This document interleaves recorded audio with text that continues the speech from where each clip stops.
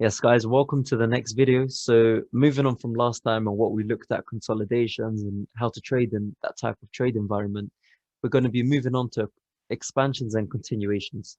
So this is going to be a brief lesson because it's kind of what we already know about trading in a bullish and a bearish structure.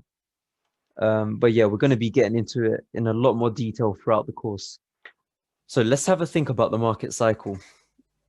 These are areas of consolidations. Now, what can we expect at consolidations? It's an accumulation of orders and liquidity. So you might get liquidity on both sides of the markets. Then as soon as you break out, you start to see that expansion and continuation trade.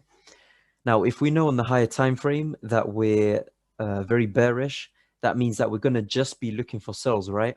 So when we get to areas where we can look for sells, we need to improve our probability as much as possible. So if we're in a downtrend, we're going to be looking for areas of premium zones, essentially.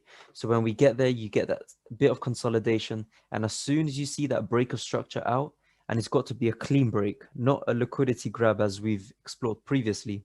It's got to be a clean break, some kind of retracement, and then back down to break these lows at least. So we want to get into the moves and expansions because there's more profit there to be seen. And of course, it's faster moving away from your break-even point. And that's exactly what we want. We don't want price to be hovering around our entry for too long because that will give us a lower conviction that our trade is actually going to succeed. So for expansion trades, just to briefly explain, that break of structure on the lower time frame, when we approach our zone of interest, we go to that point of interest, go down onto the lower time frame, see what's going on, and then that's exactly when we get into the expansion trade. So we want to see a break of structure, a retracement back up, and then straight into some kind of point of interest, and then we get into the trade. So throughout this course, there's going to be a lot more in-depth lessons in the price action, the types of setups that we actually want to see, in expansion trades and continuation trades. So yeah, guys, just a brief lesson, just to, clear things up in these introductory videos.